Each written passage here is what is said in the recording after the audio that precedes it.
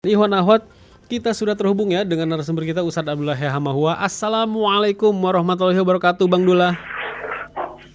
Waalaikumsalam warahmatullahi wabarakatuh. Alhamdulillah terhubung. Sehat ya Bang Dullah di pagi hari ini? Alhamdulillah. Alhamdulillah. Ini kita mau menyoroti ketika koruptor kok makin banyak ya jika restoratif justice itu diterapkan. Ini mengenai banyak juga menyoroti ketika KPK terpilih Johanis Tanak mewacanakan penerapan restoratif justice pada kasus-kasus tindak pidana korupsi. Wacana itu ditentang oleh kalangan DPR bahkan masyarakat sipil.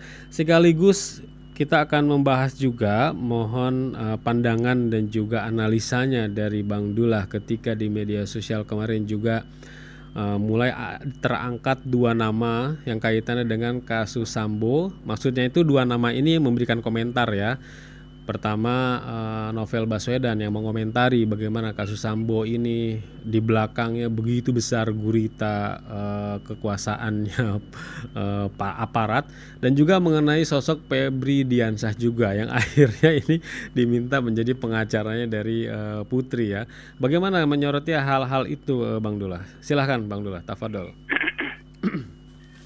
Ya, pertama berkaitan dengan korupsi kolaborator, seseorang bisa mendapat posisi khusus untuk bisa mendapat perlindungan dari penegak hukum atau lembaga perlindungan saksi dan korban jika ketika di dalam proses penyelidikan yang bersangkutan itu sudah langsung bekerja sama membocorkan atau membongkar kasus itu. Artinya dia memang sejak awal sudah berniat. Nah, tapi kalau misalnya kesadaran itu datang setelah dia tetapnya sebagai tersangka, itu sebenarnya tidak bisa mendapat perlindungan hukum baik dari lembaga penegak hukum maupun dari LPSK, lembaga perlindungan saksi dan korban. Kenapa? Karena pola itu dijadikan sebagai satu model untuk menyelamatkan diri dari sanksi hukum atau tindakan hukum selanjutnya. Nah, ini yang biasa waktu di KPK saya beritahu sama teman-teman di KPK bahwa ketika seseorang dalam proses penyelidikan atau penyidikan dia sudah menunjukkan kerjasamanya, maka kemudian di pengadilan tidak perlu lagi dibongkar aib pribadinya. Misalnya apakah itu menyangkut aib pribadi berkaitan dengan korupsi maupun di luar korupsi. Karena itu kalau Mas Angga atau teman-teman ingat dulu kasus Anggodo disiarkan secara terbuka oleh MK, hasil pemeriksaan oleh KPK itu, maka di situ wawancaranya itu terputus-putus. Wawancara terputus-putus. Kenapa? Karena di dalam SOP yang ditakdirkan saya sebagai koordinator penyusunan SOP di KPK waktu 2006, itu ditetapkan bahwa ketika satu hasil rekaman itu mau dibocorkan di pengadilan, maka itu tidak boleh disiarkan hal yang bersifat privasi atau pribadi. Yang disiarkan itu hanya berkaitan dengan pembicaraan mengenai kasus korupsi. Nah, oleh karena itulah maka kemudian ketika Saudara Mulyana kasus anggota KPU tahun 99 itu ditangkap KPK dan kemudian diminta mengakui bahwa dia terima uang sekian juta, puluh juta atau ratus juta, dia membantah. Tapi ketika teman-teman KPK memperlihatkan kepadanya tentang rekaman bagaimana dia terima uang itu, maka kemudian dia mengakui dan kemudian di pengadilan tidak lagi dibongkar karena dia sudah mengakui kesalahan. Jadi itu yang harus dipahami oleh penegak hukum. Apakah seseorang itu betul-betul dia menyadari kesalahan sehingga sejak awal sudah mengakui membongkar, nah dia bisa kemudian mendapat perlindungan hukum, baik oleh penegak hukum maupun LPSK, Hmm. atau setidaknya dia mendapat keringanan hukuman di dalam pengadilan, sebab salah satu pertimbangan dari hakim di pengadilan itu adalah hal-hal yang memberatkan dan hal-hal yang meringankan. Ya. Hal-hal yang memberatkan itu misalnya menyulitkan pemeriksaan, mutar-mutar apa segala macam, maka itu kemudian menambah hukuman dari hakim. Tapi sebaliknya kalau dia kooperatif kerjasama, maka kemudian itu dianggap sebagai memperlancar persidangan sehingga mendapat keringanan dari hakim sehingga kemudian hukumannya bisa diperpendek. Nah, ini yang harus dipahami oleh para penegak hukum, bahwa koruptor itu ya mempunyai banyak dalih dan seterusnya seperti itu. Itu satu tentang koruptor kolaborator. Iya. Kasus yang kedua soal penjelasan Novel Baswedan dan Sambo. Kita harus ingat bahwa Novel itu adalah mantan polisi. Iya. Dan kemudian ketika di KPK dia menyatakan mengundurkan diri dari kepolisian karena dia tidak ingin lagi dikorbankan. Kalau dia selesai masa jabatan di KPK dan harus kembali ke kepolisian, dia akan dikorbankan atau dijadikan tidak berfungsi, sebab di dalam undang-undang KPK itu ditetapkan bahwa PNS yang dipekerjakan di KPK, apakah sebagai penyidik, jaksa penuntut umum, atau bagian-bagian lain, misalnya dari Kementerian Keuangan, Kementerian Hukum dan HAM, itu maka 4 tahun bertugas di KPK. Yeah. Kalau berprestasi, maka ditambah lagi 4 tahun. Masih berprestasi dan perlukan tambah lagi 2 tahun. Jadi totalnya 10 tahun. Sesudah itu, ASN atau PNS itu akan memutuskan dia kembali ke institusi asalnya atau dia berhenti dari institusi asal kemudian menjadi pegawai tetap KPK. Saya pernah singgung bahwa ketika Novel itu mau berhenti dari polisi di KPK, saya katakan sama dia, Anda harus pikir baik-baik, Anda itu calon jenderal polisi, sehingga begitu harus pikir baik-baik. Kata dia, Pak, saya sudah istihara bahwa saya harus berhenti dari polisi seperti itu. Nah, jadi karena beliau itu mantan polisi, maka kemudian beliau tahu tentang kondisi internal di kepolisian. Sehingga kalau dia misalnya mengatakan Sambo itu adalah penguasa dalam penguasa, atau ada kegiatan-kegiatan baik itu menyangkut judi online, berkaitan dengan narkoba, berkaitan dengan trafficking, women trafficking, atau yang lain-lain. Itu karena pertama Novel itu mantan polisi, jadi tahu bagaimana kegiatan-kegiatan di internal polisi. Kedua, beliau itu penyidik senior di KPK yang kemudian mengerti. Dia dengan teman-temannya menangkap mantan atasannya, jenderal siapa lagi dulu yang mengurus soal SIM mobil Susno, seperti itu. Jadi dia tahu itu. Sehingga dengan demikian maka kalau hakim pengadilan sekarang yang akan menyidangkan kasus Sambo dengan kelompoknya, atau misalnya kalau Kapolri itu betul-betul jujur, mau menegakkan hukum, mau menyelamatkan kepolisian, maka apa yang disampaikan Novel Baswedan itu harus menjadi bahan pertimbangan baik oleh Polri, dalam hal ini Kapolri, maupun oleh pengadilan. Sebab jika tidak, maka kepolisian ini akan pada sampai kondisi tertentu akan mengalami nasib seperti di Hong Kong.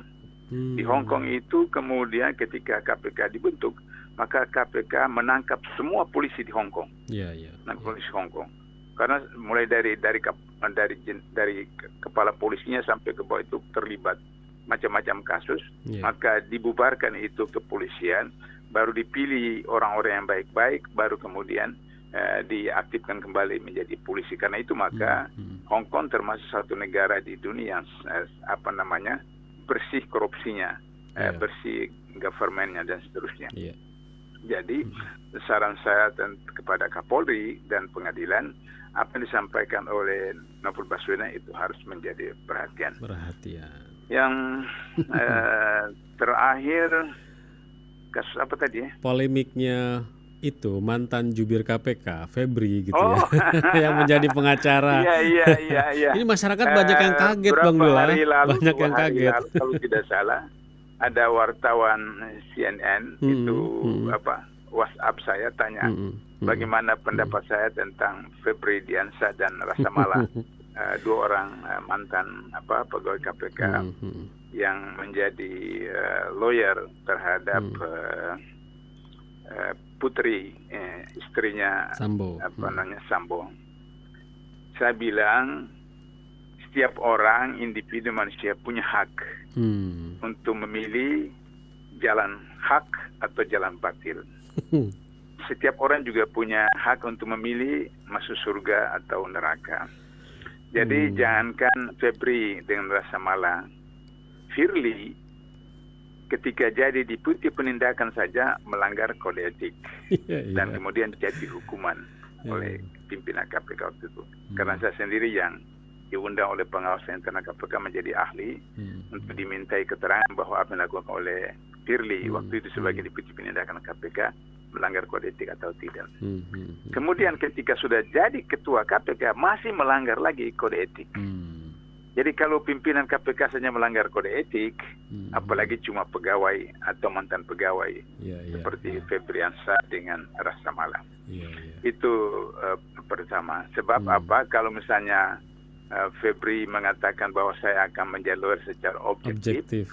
Saya terus teringat ada ketua umum partai menjelang pemilu 2019 mengatakan dia akan jadi lawyer dari Jokowi, dan ketika beliau ditegur diminta bertanggung jawab oleh Dewan Dakwah waktu itu karena dianggap beliau termasuk dalam kelompok orang Dewan Dakwah, dia katakan dia akan menangani kasusnya secara profesional.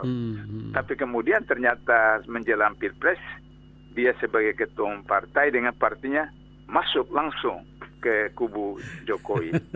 Nah, hasilnya apa diterima? Tidak dapat diterima apa-apa, partainya juga tidak lolos di dalam parlemen threshold. Kemudian dapat remah-remah dari fasilitas jabatan, ada anggotanya yang jadi dubes atau menjadi wakil menteri.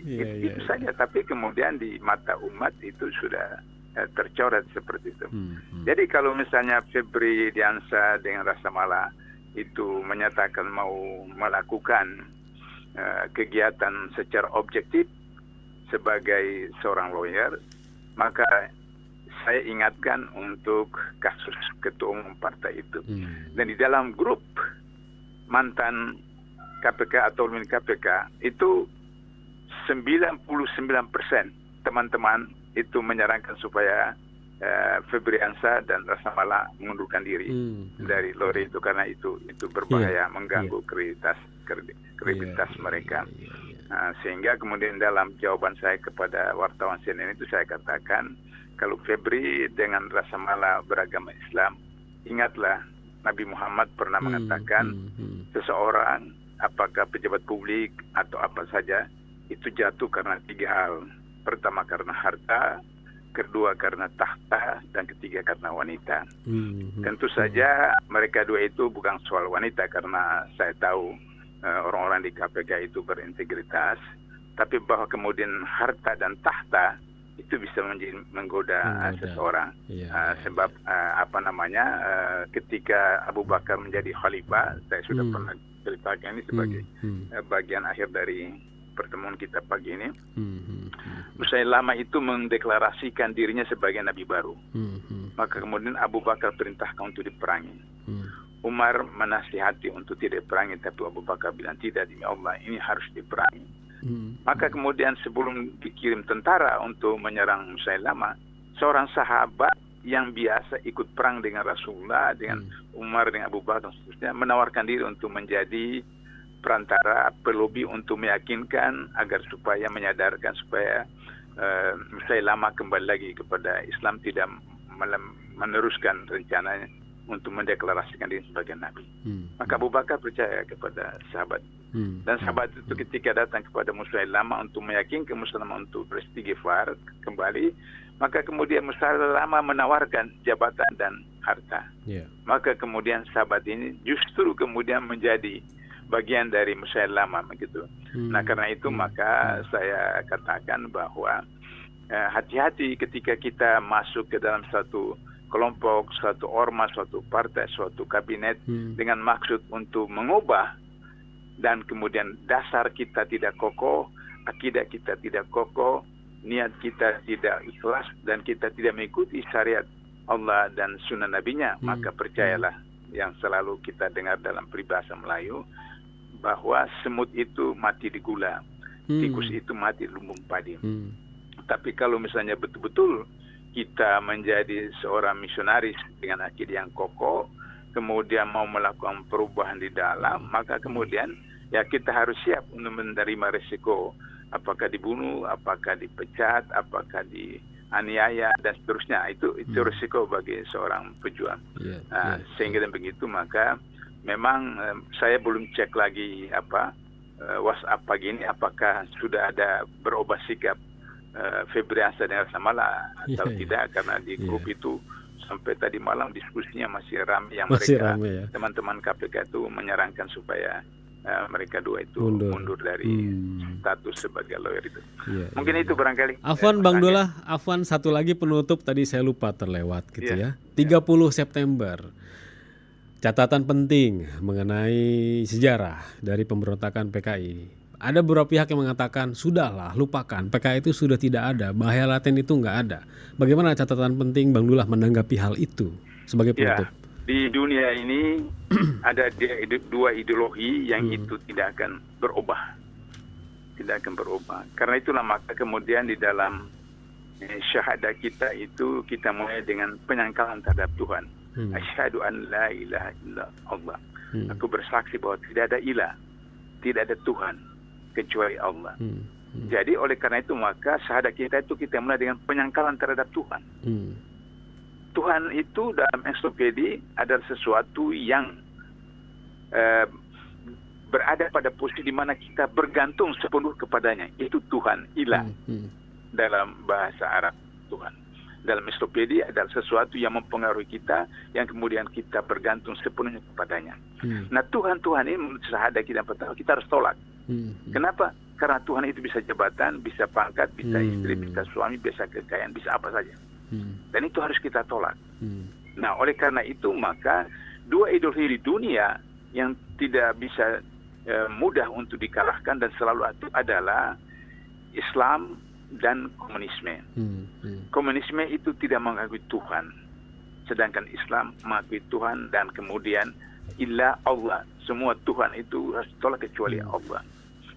Sehingga demikian maka komunisme di dalam kegiatan-kegiatannya, ideologinya itu bisa melakukan apa saja dengan cara apa saja, yang penting tujuannya tercapai. Kita lihat tahun 1926 mereka melakukan pemberontakan.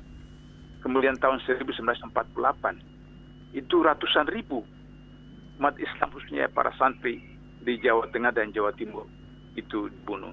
Kemudian G30S tahun 65 sekian banyak orang yang dibunuh, dan kemudian 6 jenderal dan 1 perwira tinggi secara sadis.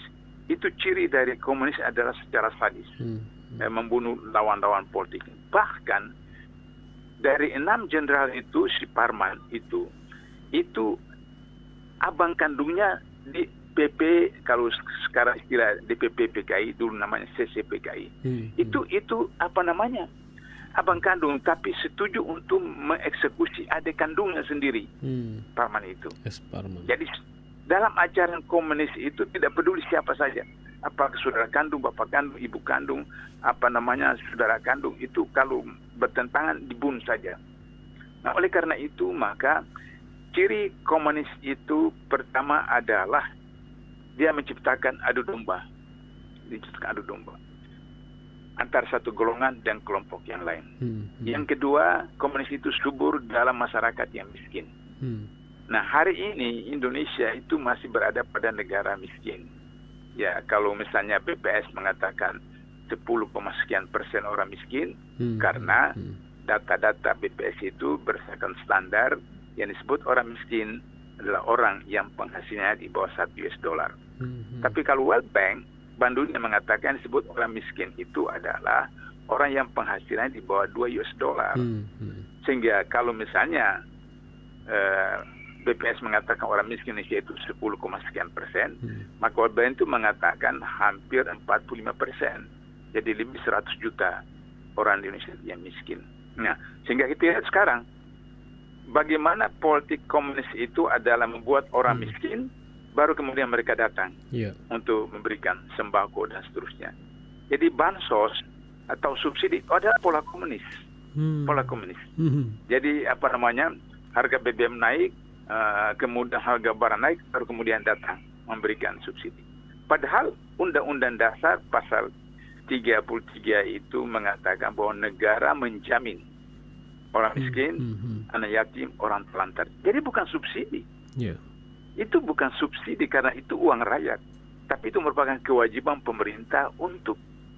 Sehingga dalam kondisi seperti begini, lantas kemudian lahirlah seakan-akan menjadi pahlawan untuk membantu orang-orang miskin dan seterusnya. Padahal Mas Angga harus tahu bahwa mulai berapa pekan yang lalu, sudah awal bulan yang lalu, Mas Angga isi bensin, waktu mulai dari tanggal berapa yang lalu itu kan dicatat nomor mobilnya, dicatat nomor motornya. Saya juga begitu isi bensin, dicatat nomor mobilnya. Kenapa dicatat? Karena itu masuk aplikasi.